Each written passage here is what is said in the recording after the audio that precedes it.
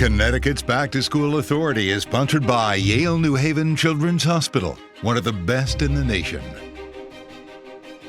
Many parents are struggling with the decision to send their children back into the classroom or keep them home this coming school year. I spoke with some working mothers who are exploring some alternatives. COVID is a huge concern, but I think also I'm a former teacher and I can visualize what that classroom is going to look like. Kathy Loisel says her background in education is part of the reason she's pulling her kids from their school buildings this coming year. Especially when kids aren't writing with pencils, they're not using crayons, they're not cutting with scissors, they're not sharing with their peers. There isn't going to be kids playing together or working as partners or any of that stuff that we rely on a classroom to provide.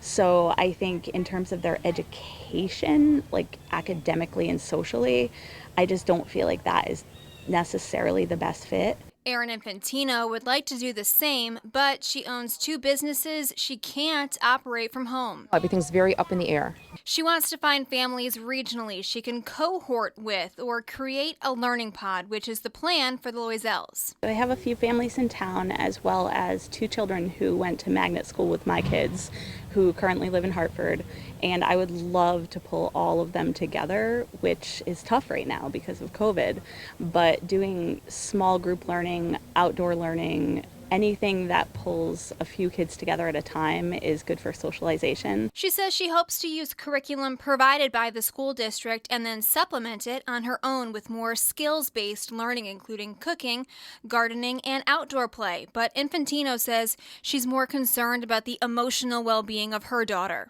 I want to see how we can not have her so isolated, if we can do some type of shared learning with other parents.